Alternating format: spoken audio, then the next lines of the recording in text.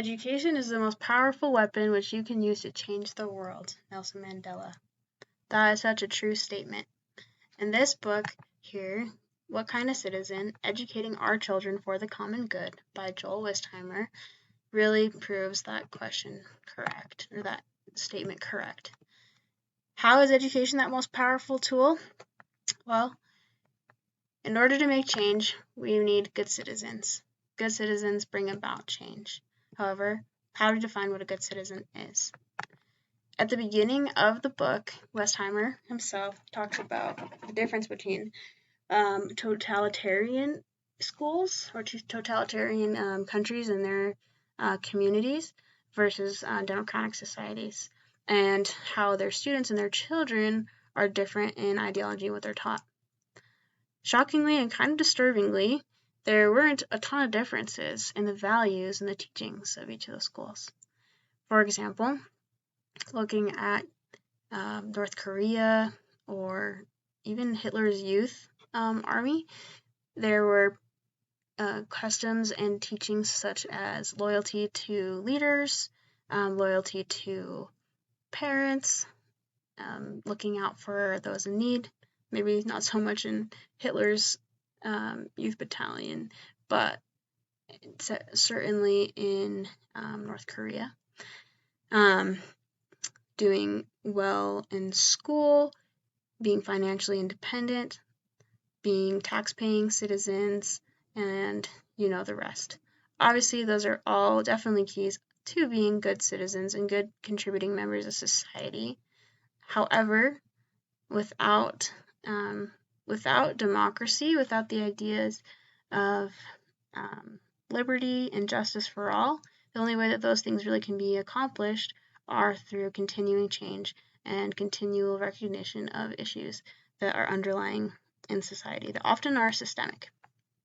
So he talks about good citizenship versus democracy. Those who are just good citizens might be nice and contributing and obedient, but however, are they democratic? Do they notice oppression? Do they use the legislative body that is available to them, as well as other methods to be able to recognize issues and carry out change to those issues? Now, the questions that he asks as the essential questions I pulled out for kind of his thesis were the following.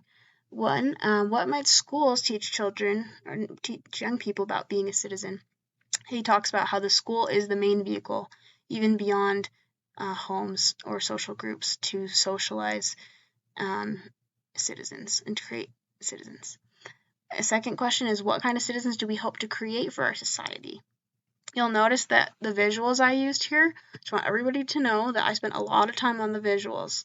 I used Canva for this. I've been kind of exploring that. There's some really great visuals. Here we have a student who's in a wheelchair. This may be, he represents students in the school that may be seen as less able. Maybe they are paralyzed or blind or deaf or have other learning disabilities. But he also represents a greater community of those who have different needs and different levels of participation, even or representation, even within a government and within a society that need to be recognized.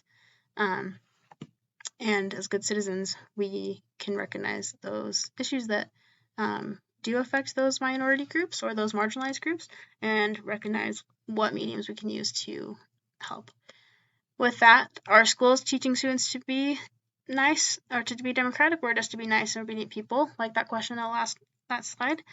The fourth question, what actions make up a citizen who is good-willed and proactive? That's the great question right there. The issues or barriers to the implementation of good citizens in the classroom environment include, most primarily, as we've really been hammering in class, standardization. Standardization obviously can be good, helps to unify and unite standards and make the playing field a little bit more even for people to get into schools. However, we all know that the SAT doesn't really ask you anything about history. The things it asks about are those which are measurable. There's a quote in the book that says, we can't measure what we care about, and so we measure what we can measure. And that is not the way it should be.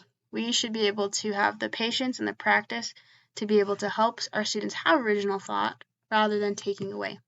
One of the critical arguments that the author makes is that it is so vital to teach students how to critically think.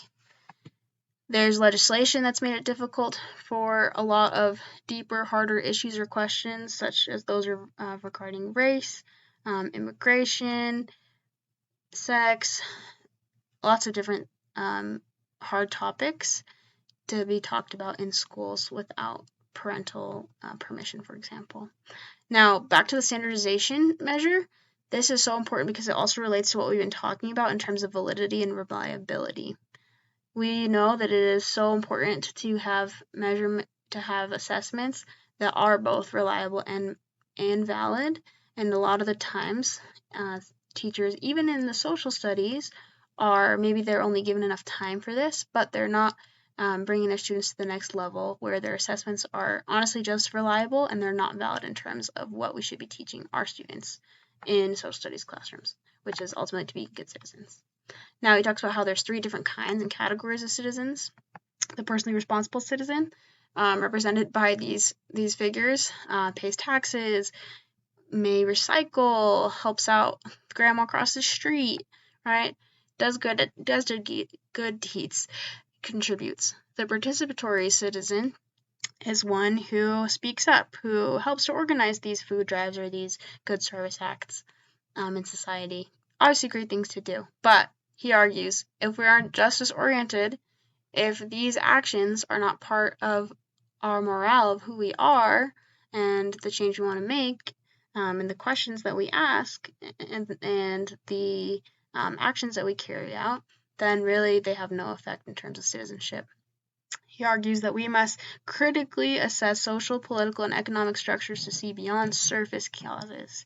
So why are things happening? Why do we even need a food drive? Or why do we need to help out the elderly? What are the issues that are underlying? For example, why people are hungry and then they act to solve root causes.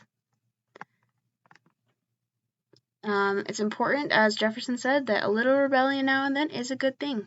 We cannot just be civilly obedient. That's not how to be democratic. That's not how the founding fathers did it, and that's not how America and the Revolutionary War were, or why that was fought, and that's not how it was won either. We must fight for those things which we value, even if they're not our own direct concerns. The author suggests that for being justice-oriented citizens, we must teach them to think. And in terms of critique and what I believe to be a strength of the book, I think that this page highlights a lot of the strengths in terms of how we can implement these into the classroom and how we can encourage our students to be critical thinkers. We teach them to think, teach them to ask questions that challenge tradition. That is okay to do. Teach them to be democratic. We address issues, debate, set policy, question, analyze, once again, find the root problems, provide students with understanding of how to even change those systems and structures. For example, why do we have to have funding for low-income children for breakfast or dinner or lunch at schools? The real question is, why does hunger exist in the first place in a first world country like America? Now, what can we do about such a big question? He talks about how we want to reach this category of justice-oriented, but ultimately it's important to be across the board. We should be helping out. Just once again, we should be knowing why we're doing that, and it should be a true passion of ours.